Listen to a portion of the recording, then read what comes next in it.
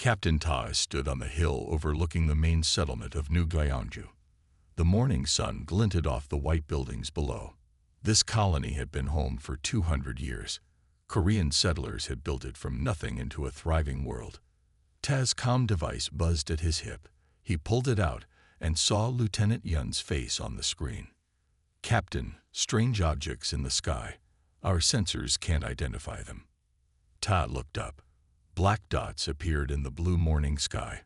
They grew larger by the second. "Sound the alarm," Ta ordered. "Get all fighters to their stations." The warning sirens began to wail across the valley.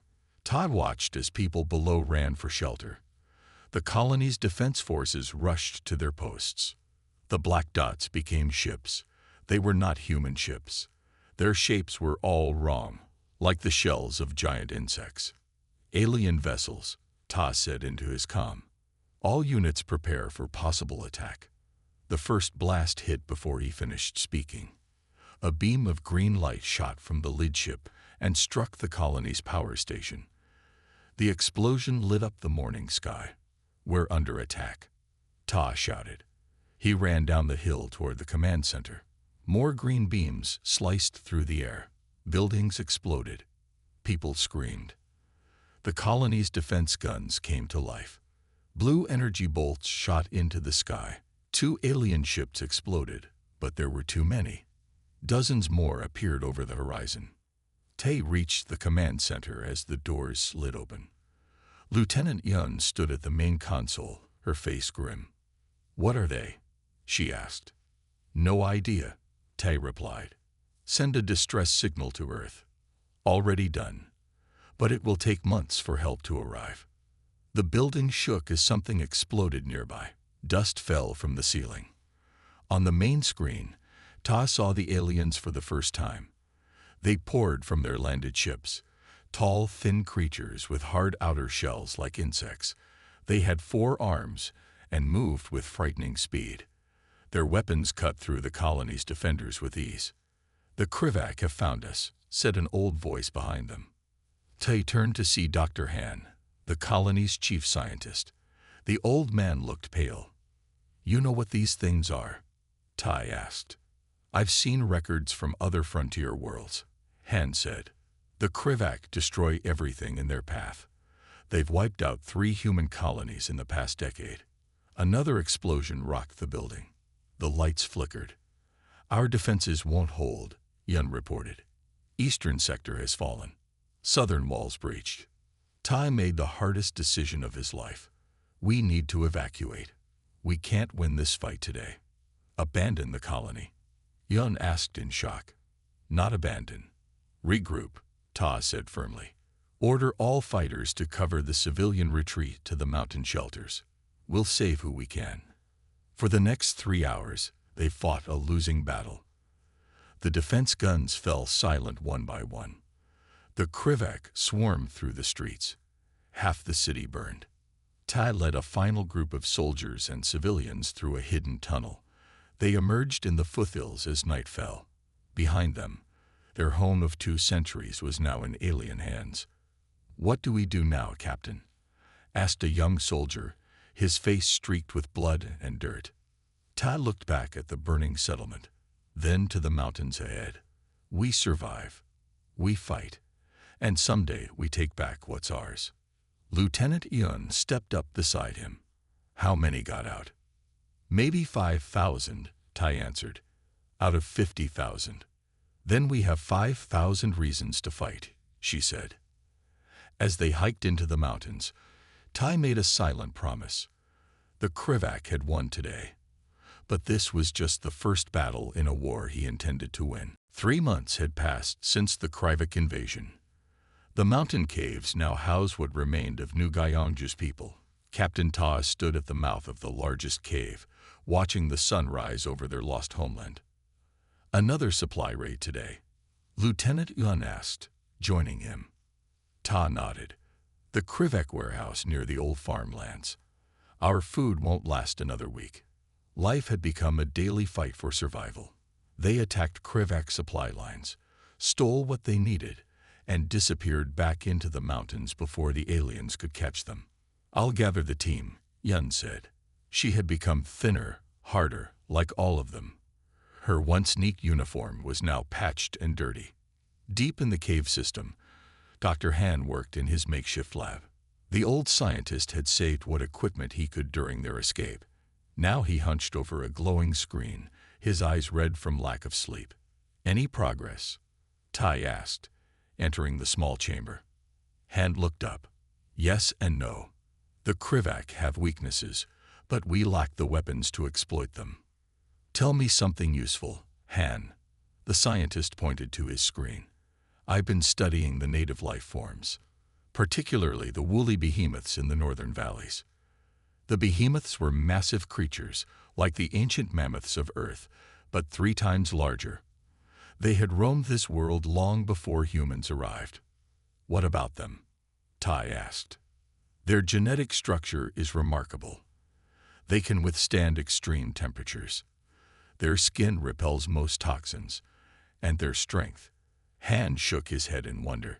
One adult could easily demolish a Krivak ship if properly directed. If properly directed, Tai repeated. They're wild animals, Han. Perhaps not entirely. Han showed him another screen. Colony records mention a researcher who lived among them, a man named Da. He was studying their behavior before the invasion. Is he still alive? Unknown. His research station was in the far northern valley. The Krivak haven't shown much interest in that area yet. Before they could discuss further, shouting echoed from the main cave. Tide rushed out to find a group of raiders returning. They carried a wounded man between them. Krivak patrol, one raider explained. They'd found our eastern lookout post. They're getting closer, Yun said quietly. That night, Tai called a meeting of all resistance leaders. 20 men and women gathered around a map of the colony. They had formed 5 separate groups, each hiding in different mountain regions. The Krivak are expanding their search area, Tai explained. Soon, they'll find these caves. We should leave the planet, suggested one woman. Use the emergency ships hidden in the southern range. And go where? Asked another. Earth is months away. We fight, said Tai firmly. But we need better weapons.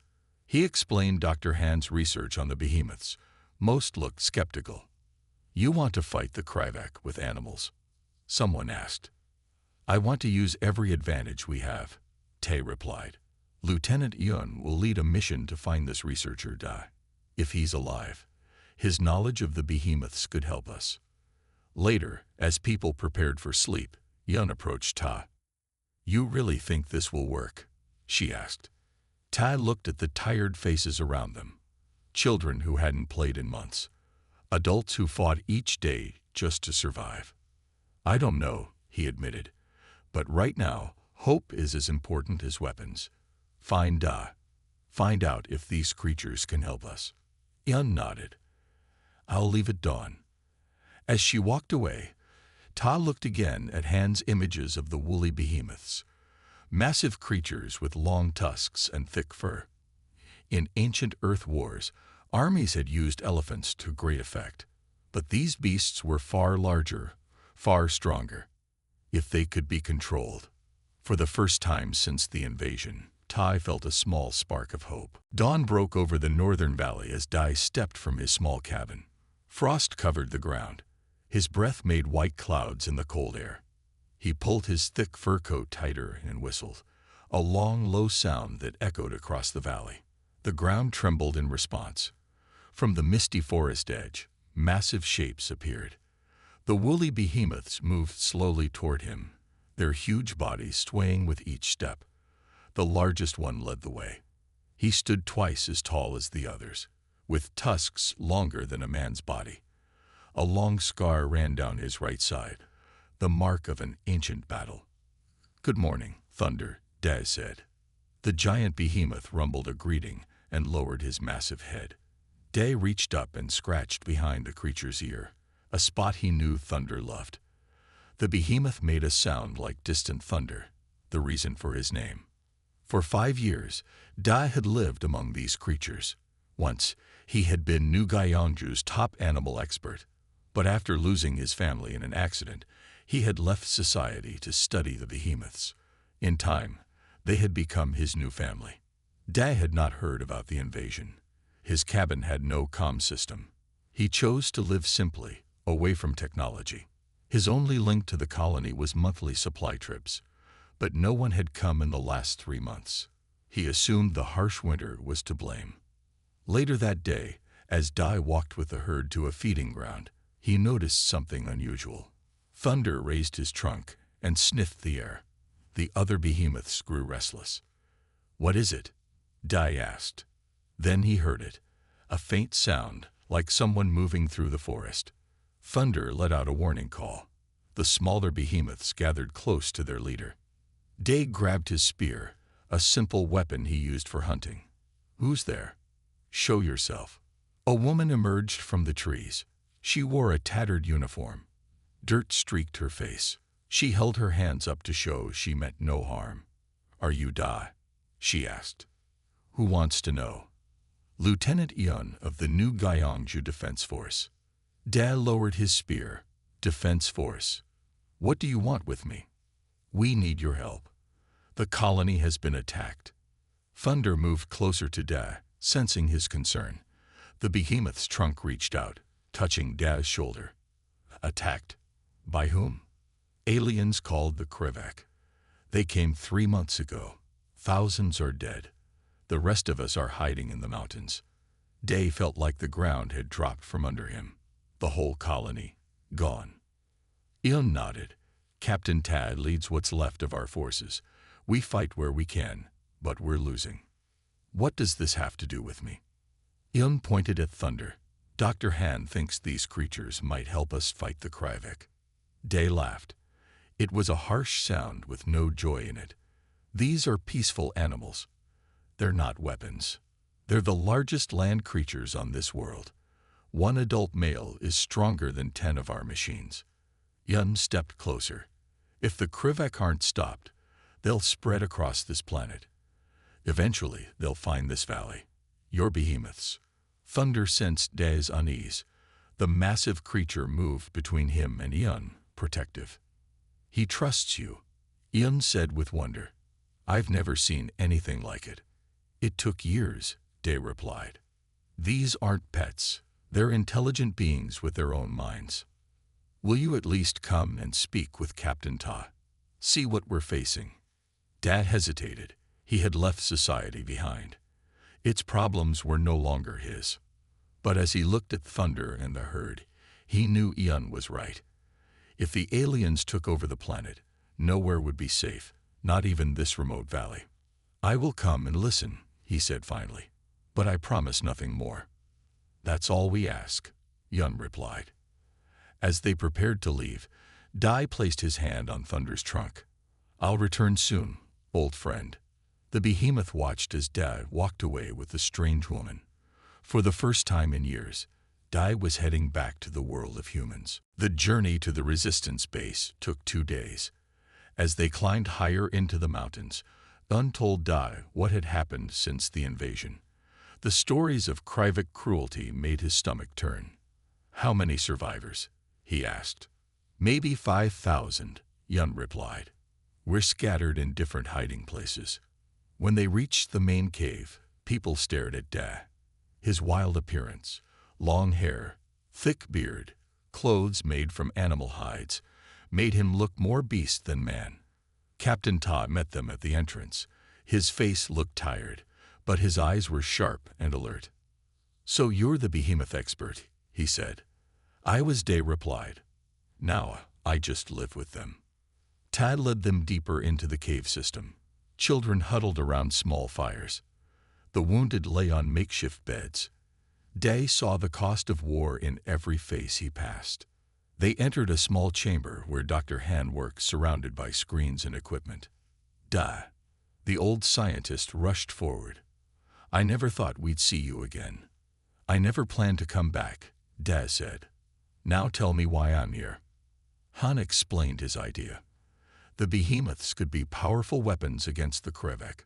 With their thick hides and enormous strength, they might survive where human soldiers could not. You want to turn them into war machines, Daz said flatly. We want to survive, Ta corrected. The Krivak won't stop until we're all dead. Before Da could respond, a young scout burst into the room. Captain, Krivak patrol in the North Valley. Day felt his heart freeze. The North Valley. That's where my herd is. Tai quickly organized a small team. They moved through the mountains with speed, staying hidden from Krivak eyes. When they reached a ridge overlooking the North Valley, Da pushed ahead of the others. What he saw made him sick with rage. A Krivak hunting party had found the behemoth herd. They weren't attacking. They were experimenting. 2 smaller behemoths lay dead on the ground. The aliens gathered samples from their bodies. Thunder and the rest of the herd had retreated to the far side of the valley, trumpeting in distress. They're killing them for study, Yun whispered. Day watched as a Krivak soldier approached a young behemoth calf. The alien raised a strange device. No, Daz said. He started to rise, but Ta pulled him back. There are too many. We can't fight them here. I won't let them kill another one, Dad hissed. Just then, Thunder seemed to sense the danger to the calf. The massive bull charged across the valley. His huge tusks lowered. The ground shook with each step. The Krivak scattered. Their weapons fired green beams that scorched Thunder's thick hide, but did not stop him. He reached the calf and stood over it, roaring a challenge that echoed across the valley. The aliens retreated to their vehicles and quickly left. When they were gone, Day ran down to the valley floor. Thunder was hurt but alive. The great behemoth recognized him and lowered his head in greeting. Tai and the others approached slowly, amazed by the creature's size. Now do you see? Dai said, his hand on Thunder's trunk. They protect their own, just as we do. Back at the cave that night, Dai sat with Tai, Yun, and Dr. Han. I'll help you, he said finally, not to turn them into weapons, but to form an alliance. If Thunder will fight alongside us, it will be his choice. Can you really communicate with him that well? Tai asked. Day nodded. Thunder and I understand each other. He knows the Krivak are a threat now, but we'll need more than just his strength. Dr. Han smiled for the first time in months. I might have some ideas about that. Dr. Han worked day and night in his lab. He mixed plants and minerals found only on this world. He tested them on small samples of behemoth fur and skin that Da had collected. This will make Thunder's hide even stronger, he told Da. The Krivak weapons will barely hurt him. Da looked at the blue liquid in the vial. Is it safe? I tested it thoroughly, Han assured him. It won't harm him. Meanwhile, in a large cavern, Suk and her team of engineers worked on Thunder's armor. Suk was small but strong, with clever hands that could build or fix anything. The plates need to be light but strong, she explained to Ta. The behemoth must be able to move freely. They used metal salvaged from crashed ships and buildings. Each plate was shaped to fit Thunder's massive body. They added places to mount weapons and a special seat for Day to ride safely on the behemoth's back. Every few days, Day returned to the valley to work with Thunder. He brought the armor pieces one by one, letting the great beast get used to them. At first, Thunder did not like the strange metal on his body. He shook and trumpeted in protest. I know, old friend, Daz said softly. I don't like it either, but we need this protection. Slowly, Thunder accepted the armor. He seemed to understand its purpose after his encounter with the Krivak. The most difficult part was Dr. Han's special creation, a neural interface that would help Da direct Thunder in battle. This will link your thoughts to his, Han explained.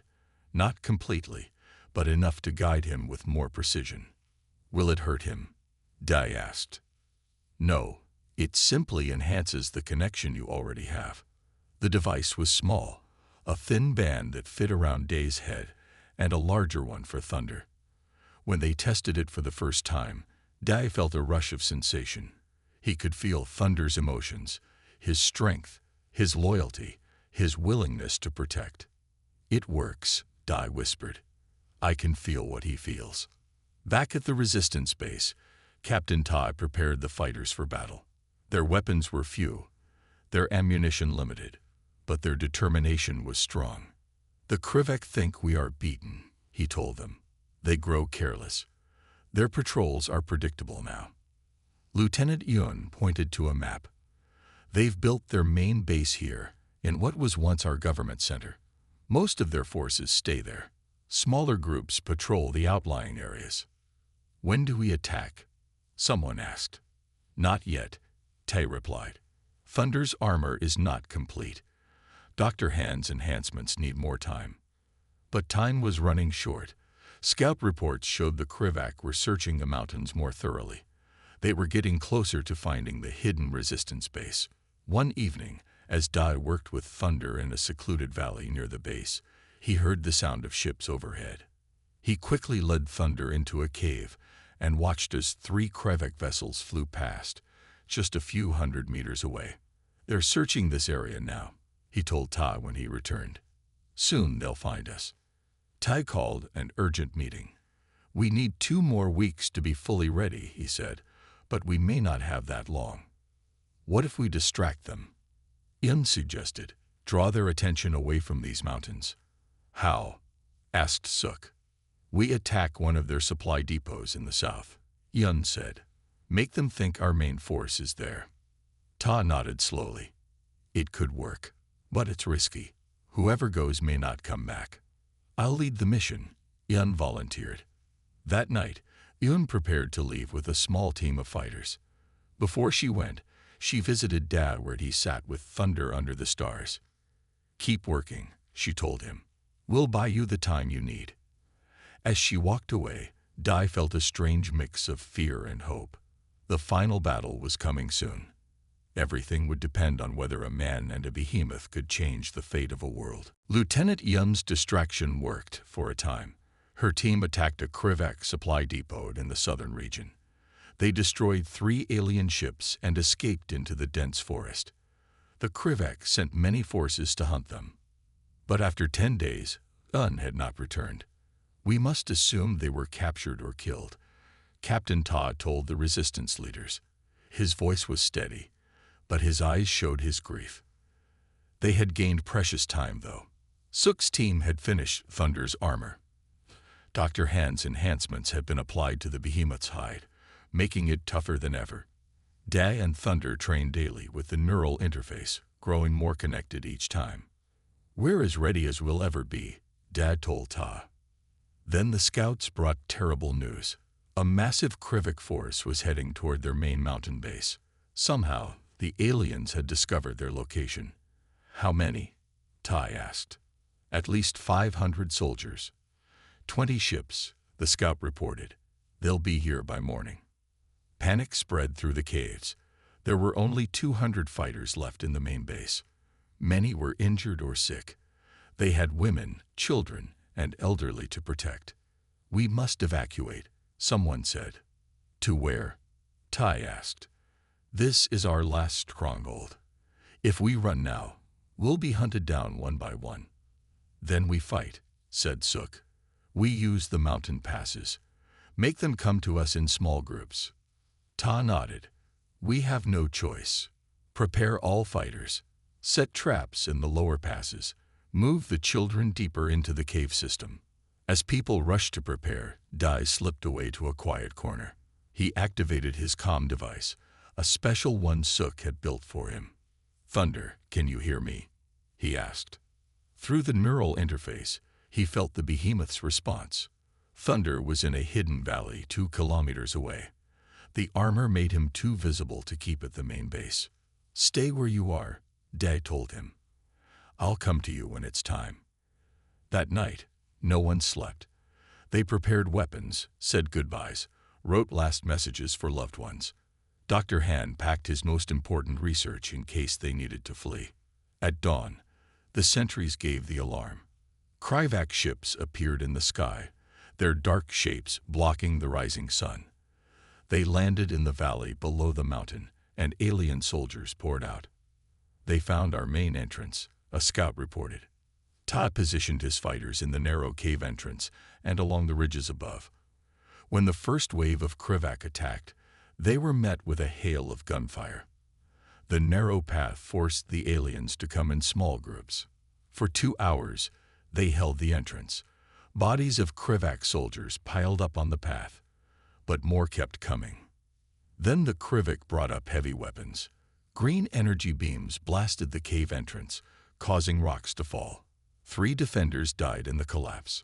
Fall back to position 2, Tide ordered. They retreated deeper into the caves, to a large chamber with multiple exits. Here they had set more traps and barricades. The Krivak followed, more cautious now. The second battle was fiercer than the first. Tai fought in the front line, his weapon blazing. A Krivak blade cut his arm deeply, but he kept fighting. By midday, position 2 was lost. The resistance fighters fell back to their final defensive line, a narrow bridge over a deep chasm inside the mountain. Beyond it lay the chambers where the children and wounded sheltered. "We can't lose this position," Ta told the remaining fighters. His face was pale from blood loss, but he stood straight. No matter what, they must not cross this bridge. The Krivak attacked again. This time, they seemed endless. Wave after wave came at the bridge. Ta was hit by a green energy beam. He fell, badly wounded. 2 fighters dragged him to safety. Un took command. "Hold the line," she shouted. She had returned with 5 survivors just as the battle began. But even Un's leadership couldn't change the odds. Krivak soldiers pushed forward. The defenders' ammunition ran low. The bridge would soon be lost. In his hiding place 2 kilometers away, Thunder sensed Day's distress through their link. The great behemoth rose to his feet. The time had come. Day felt Thunder's response through their neural link. The behemoth was coming. He had to move quickly now. "I need to get outside," he told Suk, who was firing at the Krivak from behind a fallen rock. "Outside, you'll be killed," she shouted over the noise of battle. "Trust me, I have a plan." Suk pointed to a small tunnel on their right. "That leads to a side exit. But be careful." Day slipped away while the others continued fighting. The narrow tunnel was dark and low. He had to crawl in some places. After 10 minutes, he saw light ahead. The exit was a small crack in the mountainside, hidden by bushes. Outside, Day took a deep breath of fresh air. He could hear the battle echoing from inside the mountain. Looking down into the valley, he saw more Krivak ships landing. Hundreds more alien soldiers were coming. He activated the neural interface. "Thunder, where are you?" Through the link, he felt the behemoth's presence. Thunder was close, moving through the forest at the base of the mountain. Day began to climb down toward him.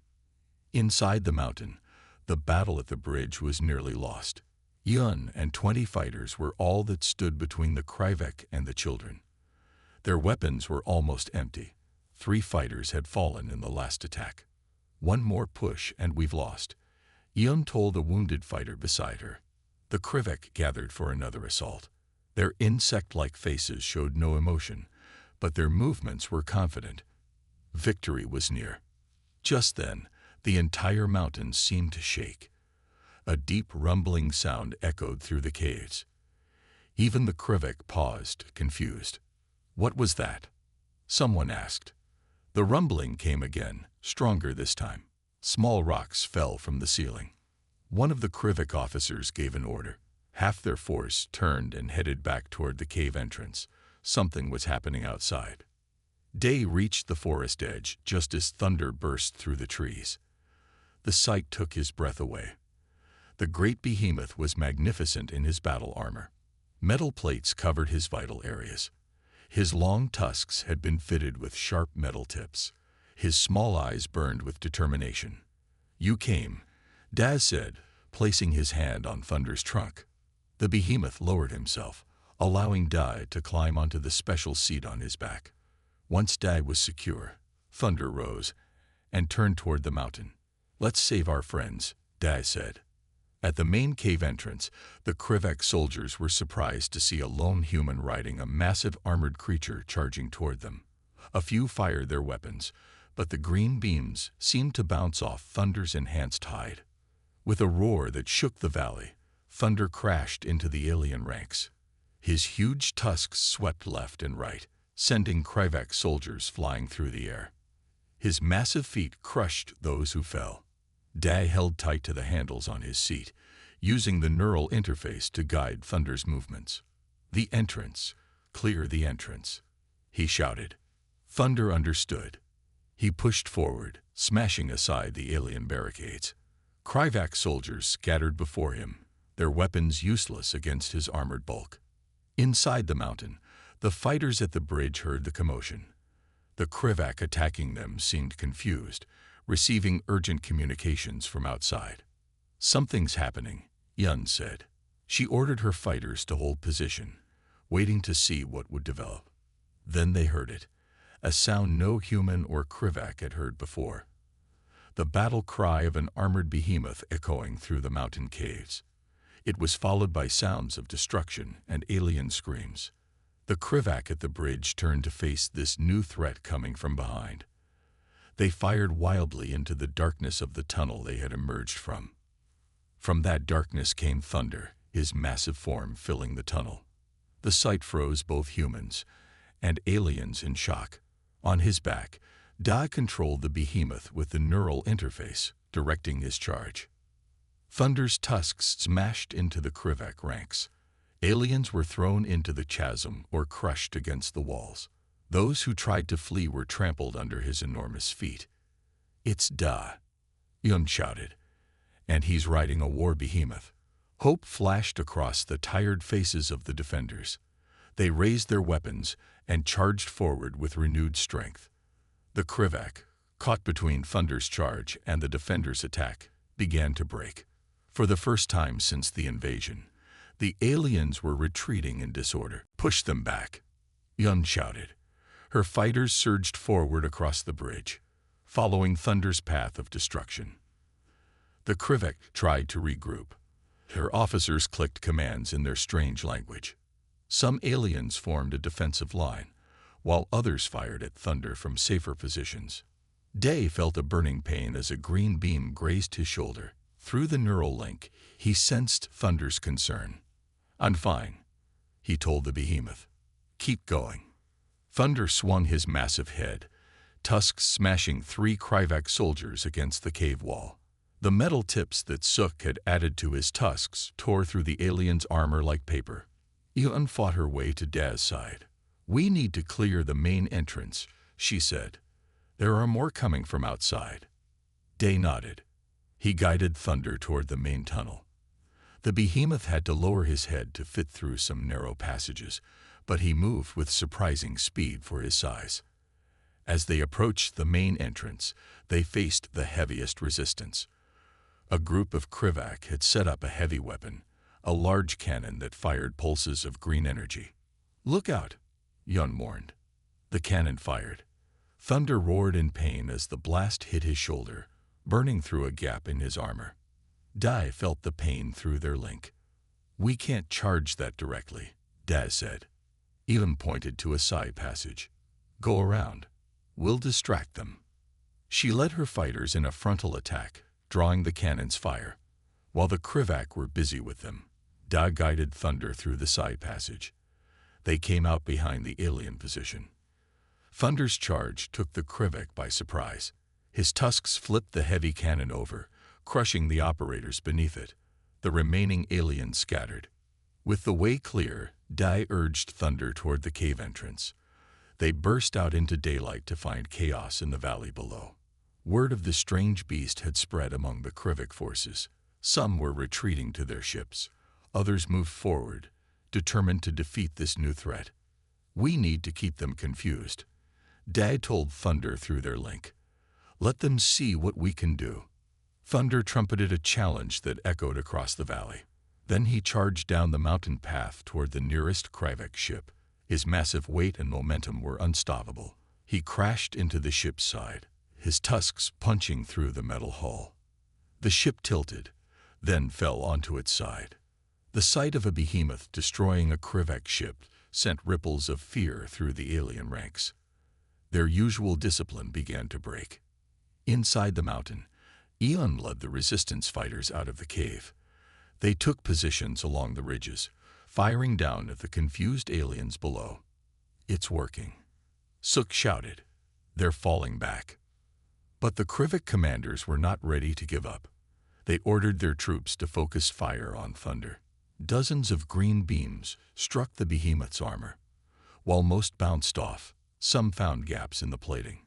Thunder roared in pain but kept fighting. Dai used the neural interface to help block the pain, sharing the burden between them.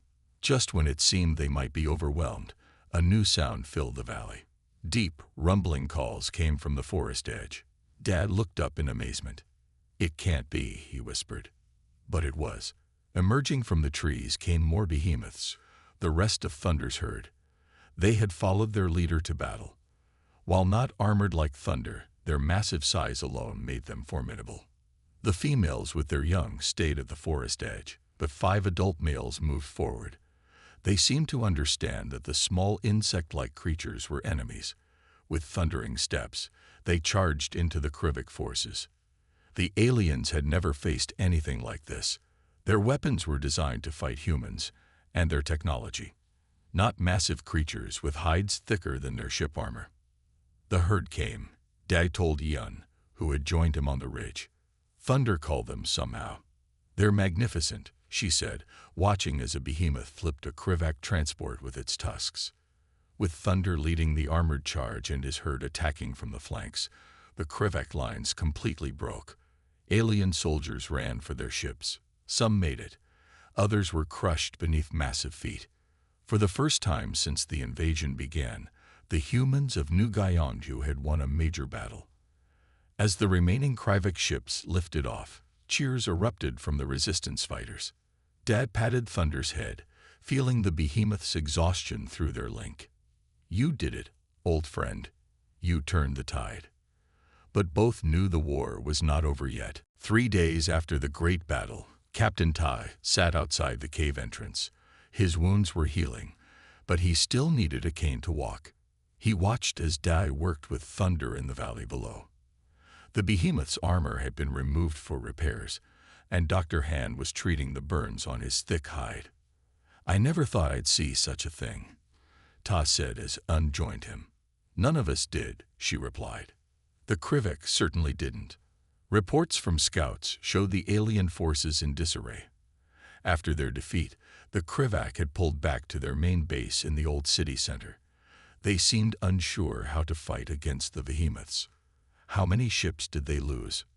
Tai asked. 7 destroyed, 3 damaged, Yun said. "And at least 200 soldiers dead." It was the biggest victory humans had won against the Krivak anywhere. News had spread to other resistance groups hiding across the planet. People were coming to see the behemoths for themselves. In the valley, Dai finished applying Dr. Han's medicine to Thunder's wounds. The behemoth rumbled contentedly. His herd grazed nearby, seemingly at peace despite the recent battle. "They're not natural warriors," Dad explained to Suk, who was measuring Thunder for improved armor. "But they protect what they care about. They've accepted us as part of their extended herd now." "Can the other bulls be trained like Thunder?" she asked. "Not trained. Allied with," Dad corrected. "And yes, I think so.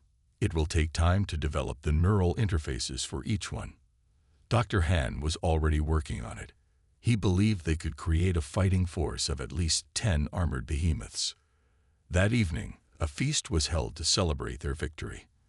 For the first time in months, people danced and sang. Children played without fear. The wounded rested easier, knowing they were safer now. Tai raised a cup. "To Thunder and Dai," he said. "Without them, we would not be here." Everyone cheered. Dad looked embarrassed by the attention. "I just did what anyone would do," he said quietly. "No," Yun told him. "You did what only you could do. No one else could have connected with Thunder like you did." Late that night, as most people slept, the comm system suddenly came alive. A voice crackled through. The first transmission from off-planet since the invasion. New Gyeongju Colony. This is Earth Defense Ship Sejong. Do you read us? We received your distress call. We are in orbit and preparing to land. Please respond. Help had finally come. Earth had sent ships, but they had arrived to find not a defeated colony, but one that had already begun to turn the tide. The next morning, 3 Earth ships landed in a clear area near the resistance base. Armed soldiers in advanced battle suits emerged, ready to fight Krivak. They were shocked to see humans riding on the backs of massive woolly creatures. Admiral Park, commander of the Earth Fleet, met with Captain Tai and the resistance leaders. "We came as quickly as we could," Park said. "We brought weapons, supplies, and 2,000 soldiers." "We're grateful," Tai replied. "But as you can see, we found some help of our own." Park stared in wonder as Thunder walked past, carrying supplies up to the cave. "What are these creatures?" "They're native to this world," Dad explained. "We call them behemoths. They've chosen to fight alongside us." Over the next few weeks, a new plan took shape. Earth forces would attack the Krivak from space and air, while the resistance fighters and their behemoth allies would attack on the ground. 1 month after Thunder's first battle, the final assault began. Earth ships bombarded the main Krivak base from orbit. When the aliens emerged from their shelters, they faced a line of armored behemoths charging toward them, humans riding on their backs. The battle was fierce but shorter than expected. The Krivak, already shaken by their earlier defeat, broke quickly. Their remaining ships lifted off, fleeing the planet. New Gyeongju was free again. In the years that followed, the colony rebuilt. The story of Thunder and Day spread throughout human space. Other worlds began to look at their own native creatures differently, not as beasts to be feared or used, but as potential allies. Day established a training center where others could learn to bond with behemoths. Thunder remained by his side, the scars on his hide marks of pride. Sometimes, visitors would ask Da to tell the story of the great battle. He always began the same way. They thought the battle was lost until a war mammoth, led by a man, came to help and smash the foe. But the truth is, I didn't lead Thunder. We led each other. And thunder would rumble in agreement, a sound like distant thunder that meant friendship, loyalty, and hope.